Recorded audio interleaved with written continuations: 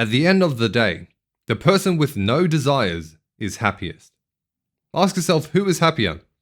The person with 1,000,000 things but wants 2,000,000 things? Or the person with just one thing and wants 0 things? G'day. Whether we realize it or not, our actions are, at least in part, shaped by our subconscious drive to be happier than we were a moment ago. We do the things that we think make us happy. We buy the things that we think make us happy, especially in the short term. Right now, we are living in a world of relative luxury. We have easy access to food, easy access to water, easy access to shelter. All of our basic needs are mostly taken care of. So, by that, we should therefore be happy. We should be content, right? Unfortunately, not. In our capitalistic world, we are made to desire things, and made to feel that our lack of these supposedly desirable things makes us deeply dissatisfied. It is the desire for more that makes us unhappy. Desire is fed by and feeds into 2 things. 1, comparisons, and 2, expectations. Let's talk about both. Comparison. Imagine you have last year's greatest iPhone. You drive a decent BMW. You live in a 2-bedroom house. And you work at a respectable company earning a decent $100,000. Let's say. By all means, yours is a very enviable life. You have a great life. A lot of people would be willing, more than willing, to trade places with you. You feel pretty good about yourself and where you are currently in life. But then your new neighbor moves in. You find out that they have this year's greatest iPhone, that they drive a Porsche and have a McLaren lined up in the garage. You find out that theirs is a 4-bedroom house. And after introducing yourself, you find out they are earning a nice salary of $500K with bonuses because they are a CEO of another company. All of a sudden, your life doesn't seem that great anymore, does it? You feel the itch to upgrade your phone to the latest as well.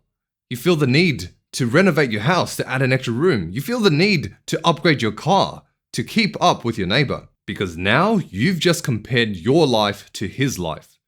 And you want what you don't have. This probably happened to you in school as well. You probably remember when a kid brought in the new toy. Whether it's a cool gadget or a new phone or they're wearing some cool clothes. Everyone clamored around them and they were a mini celebrity for a day. Because everyone wants what they themselves don't have. A while ago, there was this survey or this study where they asked people, would they prefer to have a certain salary and have their friends earn below that? Or would they rather have a much higher salary and have their friends earn above that?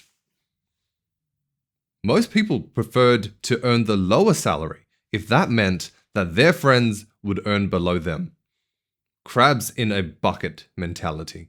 They would take the objectively worse option if it meant that others would suffer along with them. If I can't have it, then you can't have it either. But why compare yourself? Why suffer for your own ego?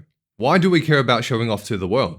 Realize that a lot of our desire is temporary and manufactured, amplified by social media, where we judge our self-worth by certain metrics, chasing those metrics like likes and followers.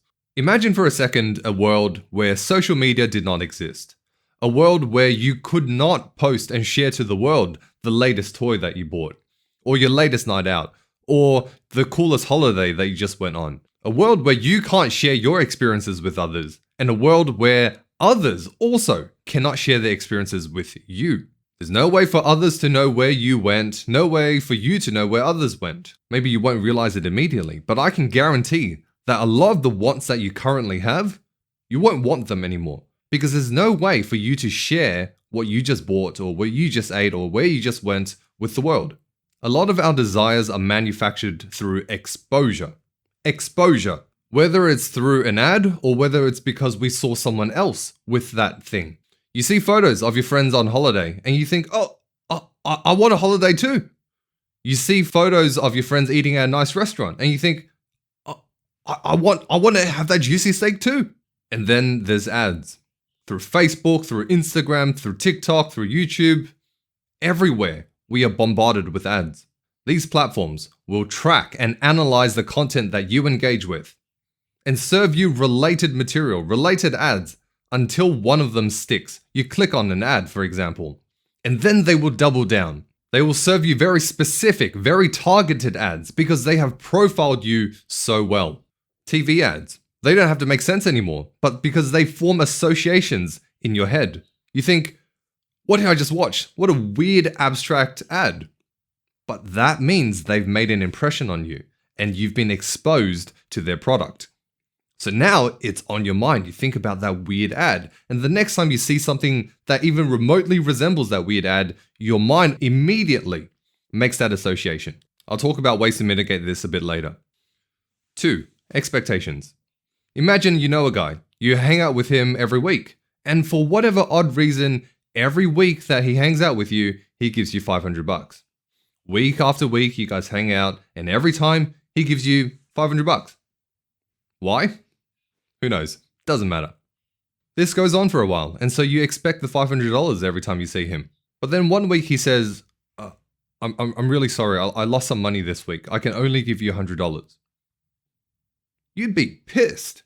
Even though it was free money, because he did not meet your expectations, you would be frustrated, angry, disappointed, because he did not meet your expectations. Now imagine you're friends with me, and we also hang out every week. I don't give you money, you don't give me money. We hang out because we're two cool people and we enjoy each other's company. Now imagine that one day, on my way to see you, I find $200 on the ground. I pick it up and I decide to split it half-half with you, to give you $100. It's the same $100 as before, but this time because you did not expect anything from me, you'd be ecstatic. You'd be happy. You'd be like, woo, got $100 for free. Whereas previously, because that person did not meet your expectations, you would be frustrated, disappointed, and you might even feel betrayed. Same idea goes for social interactions. Now, I made this mistake plenty when I was young and I was bullied a lot. In my mind, I had this expectation that if I was nice to you and I do nice things for you, you would do the same thing back for me. It's only fair, right?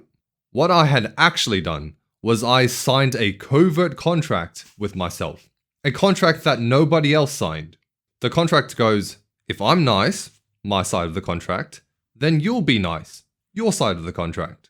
So imagine my disappointment, my frustration, my anger when I was nice, but they did not return the favor. With hindsight, I don't blame them. After all, they didn't sign the contract, only I did. In fact, I had made up the contract all in my mind. So the takeaway is, don't expect certain outcomes or don't expect certainty in outcomes. And by expecting less, you give yourself more opportunities for your expectations to be exceeded and fewer opportunities to be disappointed. Now let's combine these two concepts. Advertising and societal trends will make you desire things that you currently don't have. Because now you have the expectation that buying these products will somehow make you feel superior to your friends in comparison.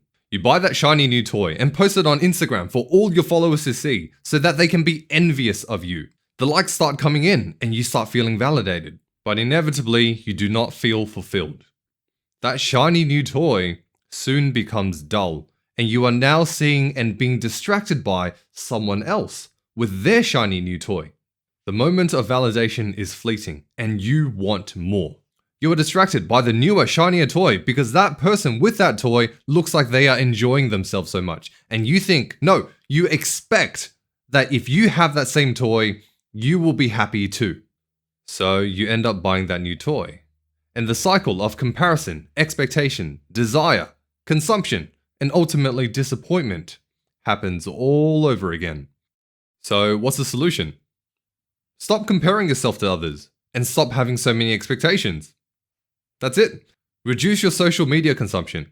Anything that makes you compare what others have to what you don't have. Get rid of it.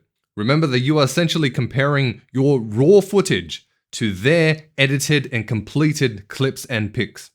You are comparing your behind the scenes to their highlight reels. Of course it's going to look different. Reduce your comparisons, Stop looking at what others have, and that will ultimately make you desire less. Next, avoid ads where possible. 1. I use ad block everywhere. 2. Avoid unskippable ads, such as on TV and on radio. I pay for Spotify so that I don't have to listen to those ads. 3. Restrict browsing on your phone via apps. That's how they end up tracking you. And instead, 4. Browse on your computer in incognito instead. If you have to look something up, do it in incognito in conjunction with adblock. Make it difficult for advertisers to track you. Make it difficult for them to serve you ads. The more exposure you have to something, the more normalized it becomes to you. Screenshot things on your phone that you want to look up later. Oftentimes you'll find that actually the things that you want to look up in the moment that you've screenshotted, 5 minutes later, you've already forgotten. You don't want to look it up anymore. If you value your mental health and happiness, then you will do all of the above. A happy little bonus is that by desiring less and consuming less, your purchases and consumptions will end up being more deliberate and more mindful. You will also save more, make yourself more financially secure, and be able to work more fulfillingly. You can watch that video after this one.